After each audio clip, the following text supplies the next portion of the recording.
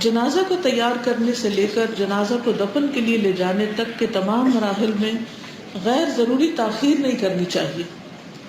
جنازے کے ساتھ جانا اور جنازہ اٹھانے میں مدد دینا مسلمان کا مسلمان پر حق ہے۔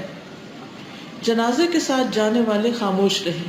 بات چیت کرنا، دعا یا کلمہ شہادت کی صدا لگانا اور قرآن کی تلاوت بلند آواز سے کرتے ہوئے جانا سنت سے ثابت نہیں۔ یعنی جنازہ بہت احترام کے ساتھ، کاملی خاموشی کے ساتھ باوقار انداز میں لے جانا چاہیے۔ اسی طرح جنازے کے ساتھ روتے پیٹتے ہوئے جانا بھی جنازے کے احترام کے خلاف ہے۔ عورتوں کا جنازے کے ساتھ جانا مکروہ ہے۔ چراغ یا مشعلوں کی صورت میں کسی بھی قسم کی آگ جنازے کے ساتھ لے جانا منع ہے۔ البتہ کسی مجبوری سے رات کو دفن کرنا پڑے تو تدفین کے وقت آسانی کے لیے روشنی کا عارضی انتظام کر سکتے ہیں، لالٹین وغیرہ لے جا سکتے ہیں۔ جنازے کے ساتھ پھل، مٹھائیاں، خشک میوے وغیرہ لے جانا سنت سے ثابت نہیں۔ پیدل کو جنازہ کے ساتھ آگے پیچھے دائیں بائیں چلنا جائز ہے، یعنی جنازے کے آگے بھی چل سکتے ہیں، پیچھے بھی، دائیں بھی بائیں بھی۔ سوار کو جنازے کے پیچھے چلنا چاہیے، یعنی سواریاں جنازے سے آگے نہ نکلیں۔ جب کسی کا جنازہ آتے دیکھے تو کھڑے ہو جانا چاہیے، پھر اگر ساتھ چلنے کا ارادہ نہ ہو تو اس کے کچھ آگے نکل جانے تک کھڑے رہنا چاہیے، یعنی اگر ساتھ جنازے کے نہیں جانا چاہتے تب بھی تھوڑی دیر احتراماً کھڑے ہو جائیں۔ تابع فرمان مسلمان کے جنازے کی تعریف کرنا جائز اور اس کے حق میں فائدہ مند ہے۔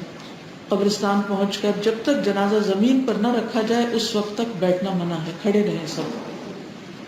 جنازوں کو فوت شدہ بزرگوں کی قبروں کے گرد طواف کروانا غیر اسلامی ہے۔ بعض اوقات پہلے بزرگ یا نیک بزرگ ہوتے ہیں تو ان کے پاس پہلے جنازے لے جائے جاتے ہیں اور پھر دفنایا جاتا ہے، تو ایسا کرنا شریعت کے خلاف ہے۔ نماز جنازہ کا طریقہ۔ نماز جنازہ اللہ سبحانہ وتعالیٰ کے حضور میت کی مغفرت کے لیے زندوں کی طرف سے دعا اور سفارش ہے۔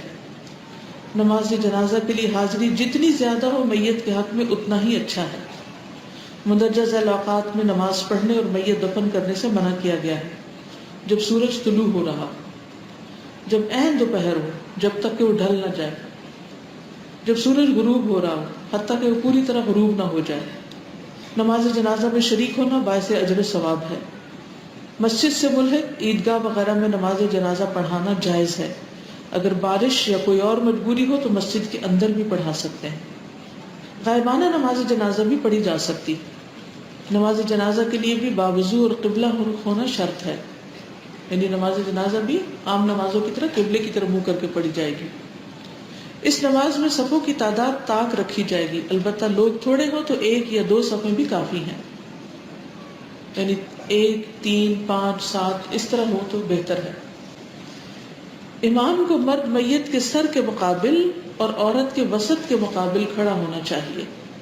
مرد اور عورت دونوں کا نماز جنازہ ایک ہی وقت میں ہو تو مرد کی میت امام کی طرف اور عورت کی میت اس کے اگلی طرف قبلے کی جانب رکھی جائے گی۔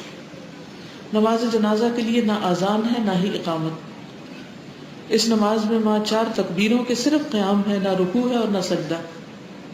نماز جنازہ سری طور پر آہستہ سے پڑھانا اور جہری آواز سے پڑھانا، یعنی بلند آواز سے پڑھانا، دونوں طرح سنت سے ثابت ہے، یعنی چپکے چپکے بھی پڑھایا جا سکتا ہے اور اونچی آواز میں بول کر بھی پڑھایا جا سکتا ہے۔ نماز جنازہ سری طور پر پڑھنا مستحب ہے، البتہ تکبیرات قدرے بلند آواز سے کہی جائیں تاکہ پچھلی صفوں والے بھی سن لیں۔ نماز جنازہ میں پہلی تکبیر کے بعد یعنی اللہ اکبر کر کے سورۃ فاتحہ اور دوسری تکبیر کے بعد درود شریف، تیسری تکبیر کے بعد مغفرت کی دعا اور چوتھی تکبیر کے بعد آہستہ سے سلام پھیرا جاتا ہے۔ عام دنوں میں تو ہم خواتین یہاں جنازہ نہیں پڑھتی، لیکن جب آپ عمرے یا حج پہ جاتے ہیں تو وہاں مسجد حرام میں جنازے ہو رہے ہوتے ہیں، تو اس وقت اگر آپ بھی بیچ میں شریک ہو جائیں تو کوئی ممانعت نہیں ہے، اس کی اجازت ہے، کیونکہ آپ جنازہ پڑھنے کے لیے نہیں گئے تھے، آلریڈی وہاں موجود تھے، اور کسی کے لیے جب آپ بخشش کی دعا کریں گے تو معلوم نہیں آپ کے لیے کون کون آ کر دعا کرے۔ ہر تکبیر پر ہاتھ اٹھانا، رفع یدین کرنا، یہ صرف پہلی تکبیر کے وقت ہاتھ اٹھانا، دونوں طریقے درست ہیں۔ 2 سلام کہہ کر اس نماز کو ختم کرنا یا ایک ہی سلام پر ختم کرنا، دونوں طریقے سنت سے ثابت ہیں۔ بہت سی میتیں ہوں تو ایک ہی نماز جنازہ پڑھنا درست ہے، اور ہر جنازے پر علیحدہ نماز پڑھنا بھی جائز ہے، یعنی دونوں طرح ہو سکتا ہے۔ کفار، مشرکین اور منافقین کی وفات کے بعد ان کے لیے رحمت و مغفرت کی دعا کرنے کی مسلمانوں کو اجازت نہیں، اس لیے ان کی نماز جنازہ پڑھنا منع ہے۔ دوسری نمازوں کی طرح اس نماز میں بھی آپس میں باتیں نہیں کرنی چاہیے. غافل دل کے ساتھ نماز جنازہ میں شرکت کرنے کے بجائے میت کے لیے دردمندانہ اور مخلصانہ جذبات کے ساتھ دعا کریں. اب میت کی مغفرت کے لیے مسنون دعائیں ہیں. نماز جنازہ میں تیسری تکبیر کے بعد میت کی مغفرت کے لیے انتہائی خلوص اور تہ دل سے درج ذیل مسنون دعائیں مانگی جائیں. یہ اپنے لڑکوں کو خاص طور پر یاد کروا دیں تاکہ وہ جب جنازہ پڑھیں تو اس میں دعا بھی پڑھیں. اور یہ دعائیں جنازے کے علاوہ ویسے بھی میت کے لیے پڑھی جا سکتی ہیں، جیسے خواتین گھر پہ پڑھ لیں. اللہم اغفر لحینا و میتنا و صغیرنا و کبیرنا و ذکرنا و انثانا و شاہدنا و غائبنا اللہم من احییتہ منا فاحیہ علی الایمان ومن توفیتہ منا فتوفہ علی الاسلام اللہم لا تحرمنا اجرہ ولا تذلنا بعدہ.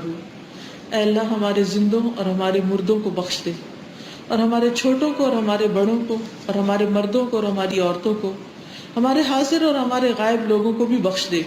اے اللہ ہم میں سے جسے تو زندہ رکھے تو اسے ایمان پر زندہ رکھ، اور جسے تو موت دے اسے اسلام پر موت دے.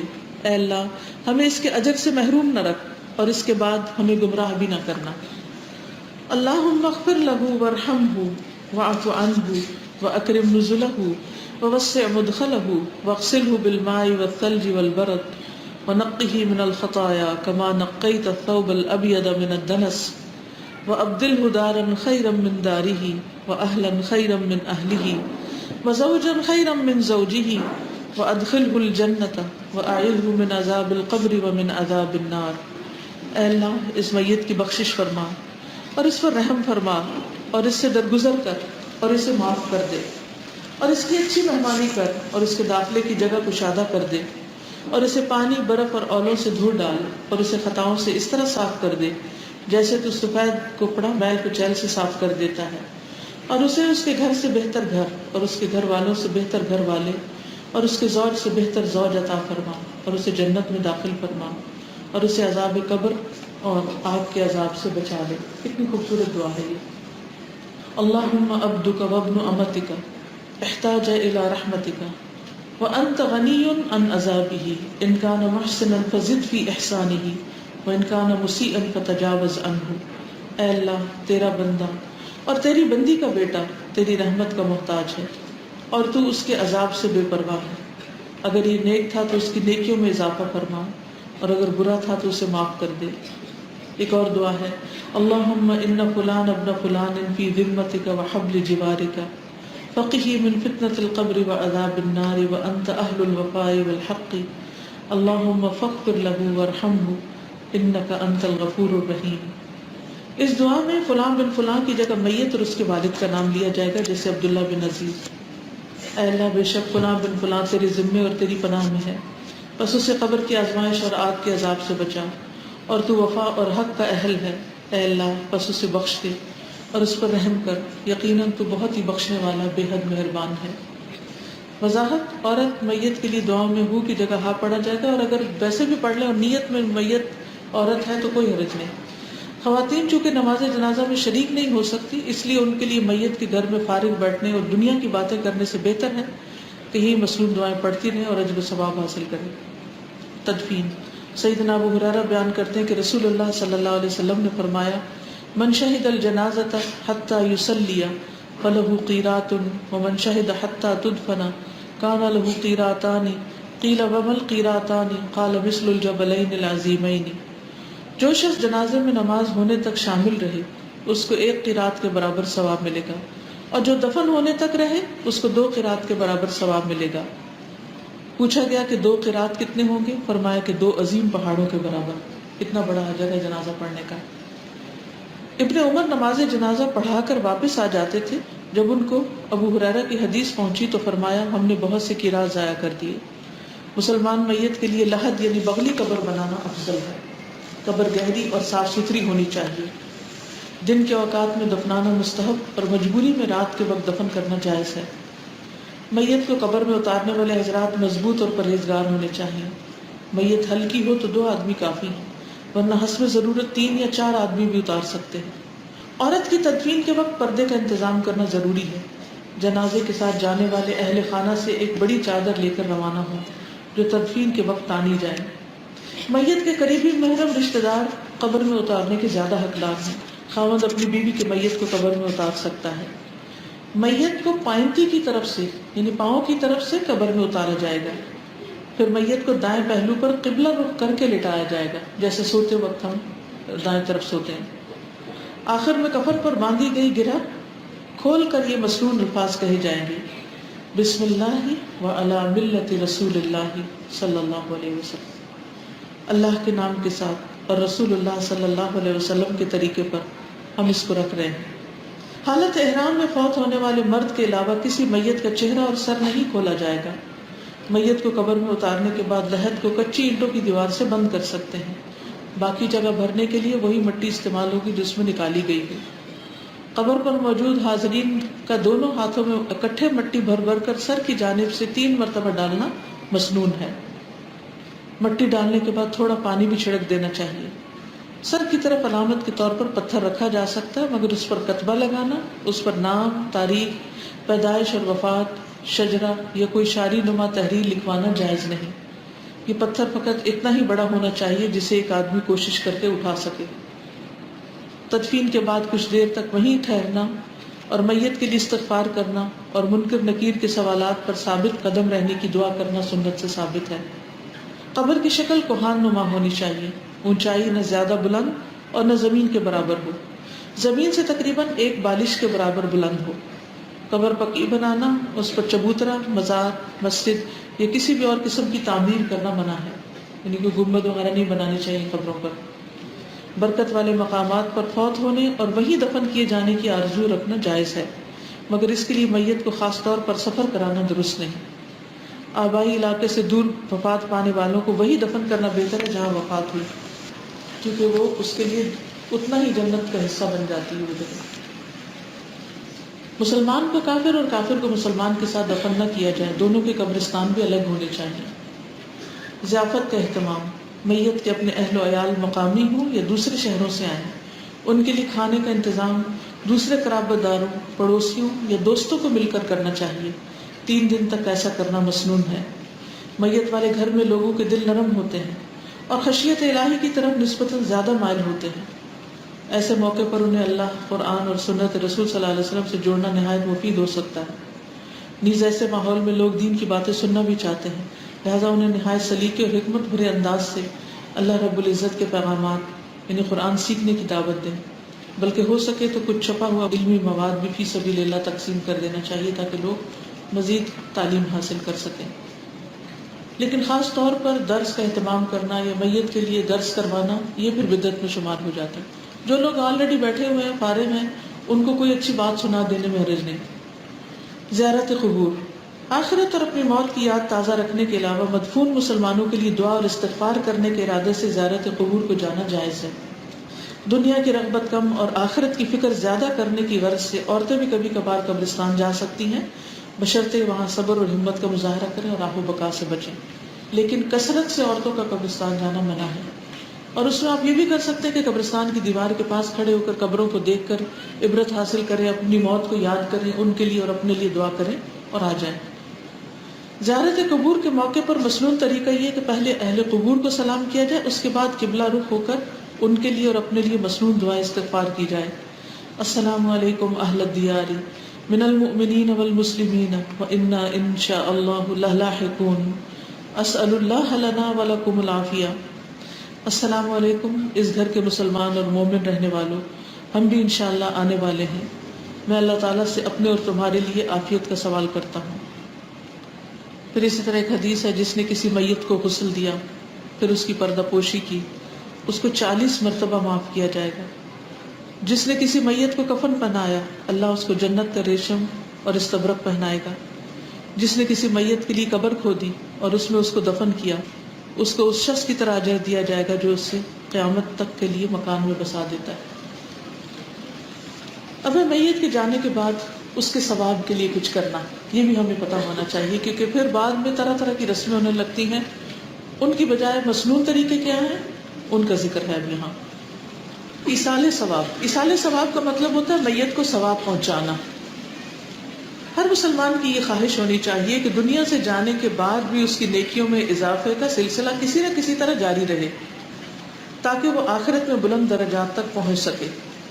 انسان کے فوت ہونے کے بعد اس کے ذاتی اعمال کا سلسلہ منقطع ہو جاتا ہے، لیکن کچھ اعمال پھر بھی اسے فائدہ دیتے ہیں۔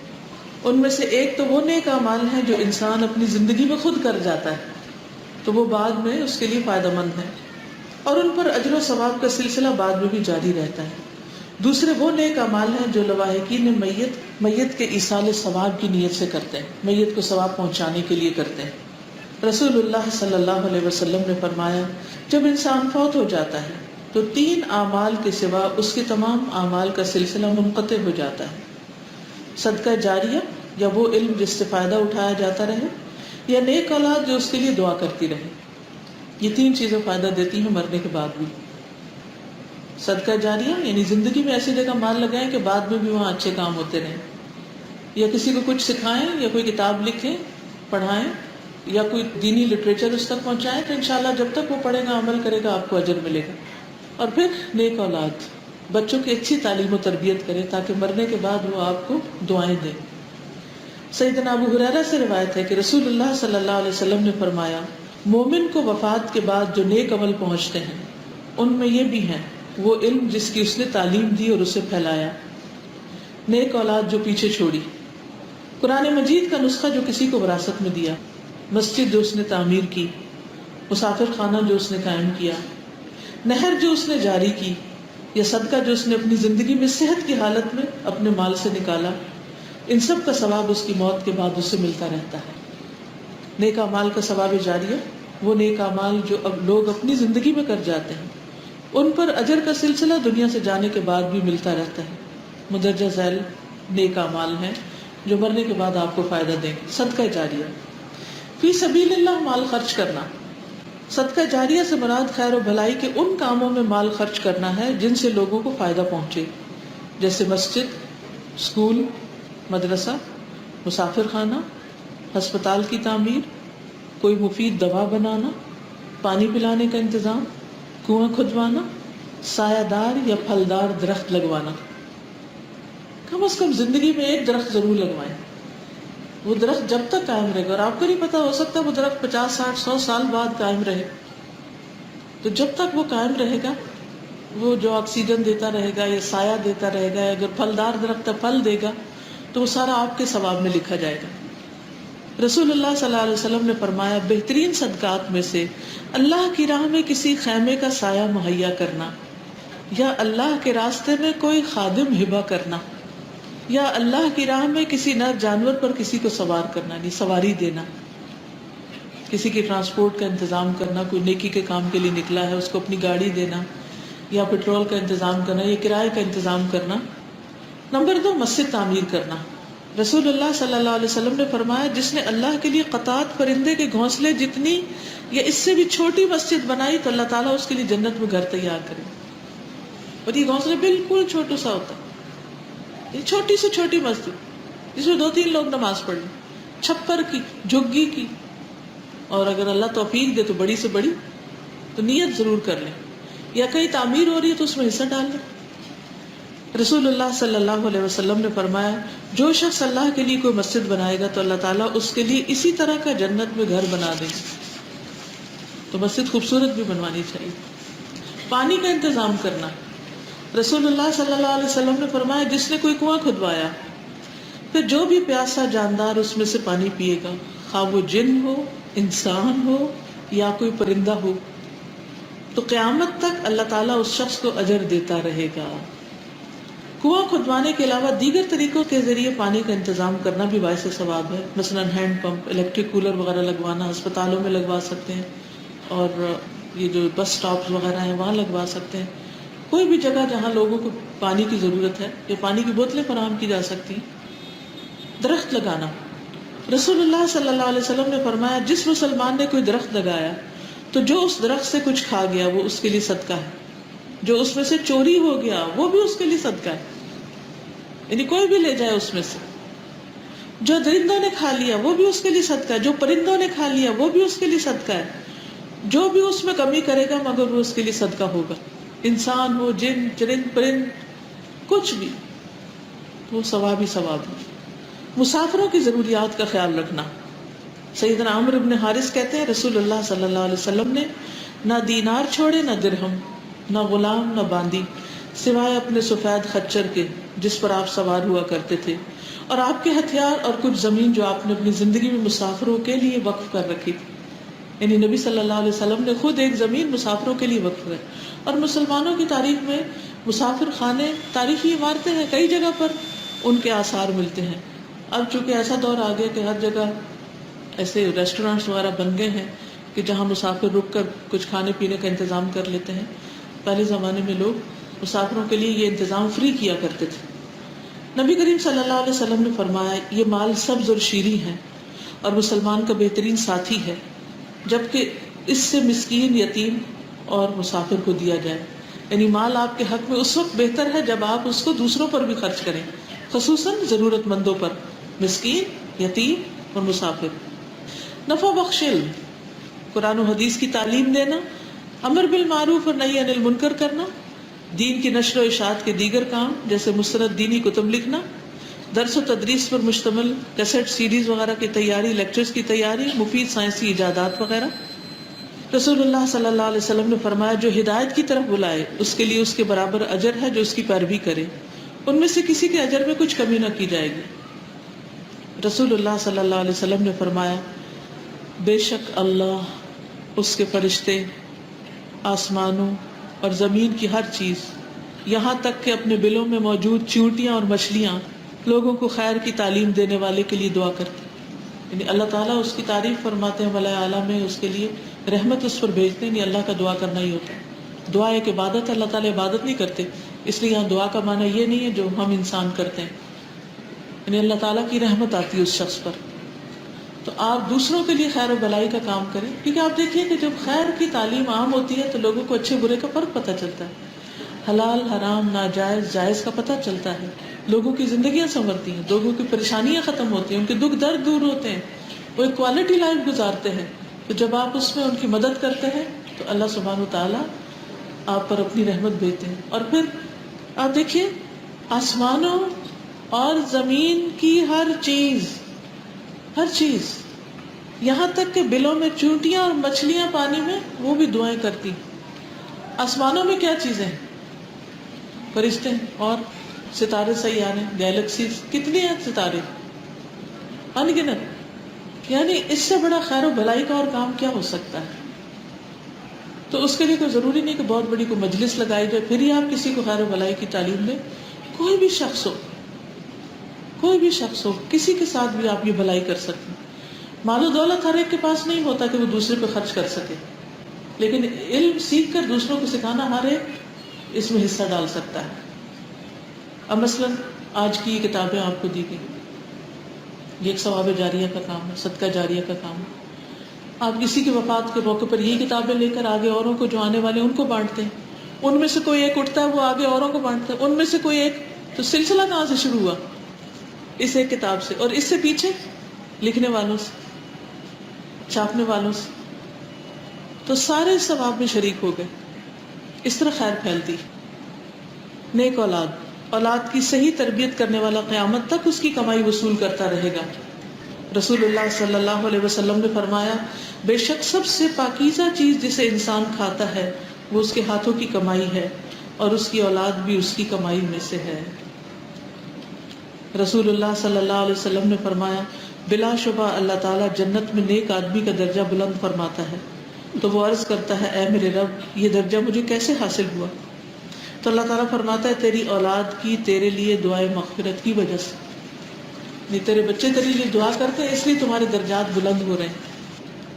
لواحقین کی طرف سے ایصال ثواب، لواحقین کی طرف سے میت کے ایصال ثواب کے لیے کیے جانے والے کام دو طرح کے ہیں۔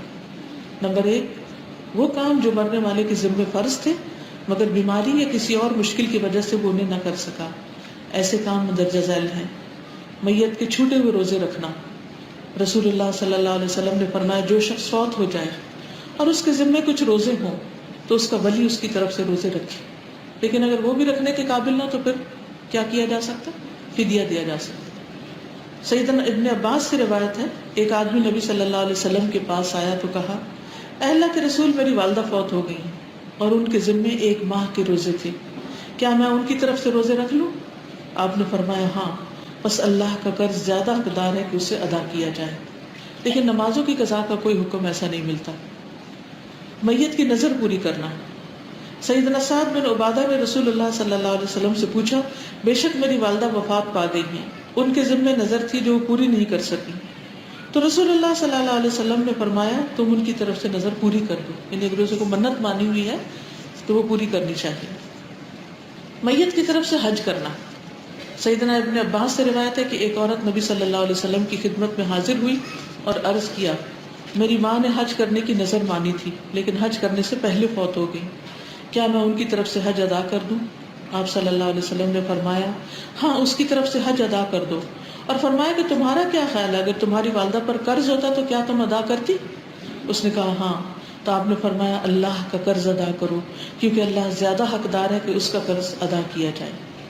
سیدنا بریدہ بیان کرتے ہیں کہ ایک دفعہ میں رسول اللہ صلی اللہ علیہ وسلم کے پاس بیٹھا ہوا تھا کہ آپ کے پاس ایک عورت آئی اور اس نے کہا، میں نے اپنی والدہ پر ایک لونڈی صدقہ کی تھی لیکن وہ فوت ہو گئی ہیں۔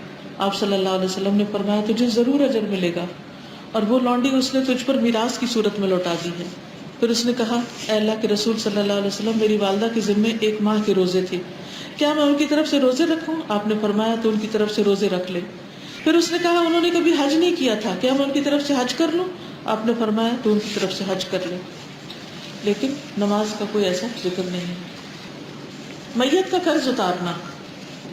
سیدنا سلمہ بن اکوع سے روایت ہے، ہم نبی صلی اللہ علیہ وسلم کے پاس بیٹھے ہوئے تھے، ایک جنازہ لایا گیا، لوگوں نے عرض کیا اس کی نماز جنازہ پڑھا دیں۔ آپ نے پوچھا کیا اس نے ترکے میں کوئی مال چھوڑا؟